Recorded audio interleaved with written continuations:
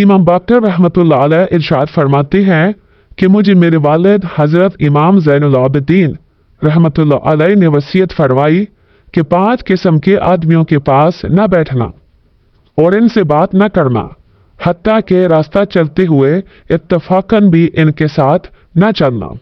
Number 1, फासिक शख्स कि वो एक लुकमा के बदले में तुझको बेच देगा, बल्कि एक लुकमा से कम में भी।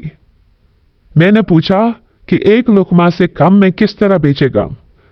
फरमाने लगे कि महज लुकमा की उम्मीद पर तुझको बेच देगा और वो लुकमा इसको मुयस्सर भी ना होगा।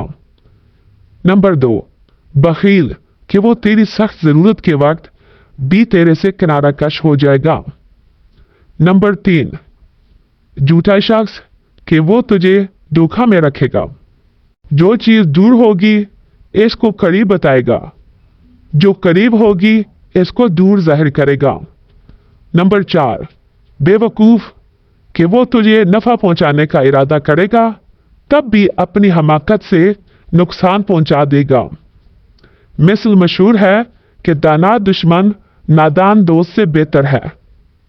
नंबर 5, कतरहमी करने वाले के पास न जाइयो कि मैंने कुरान पाक में 3 जगह पर अल्लाह ताला की लानत पाई है।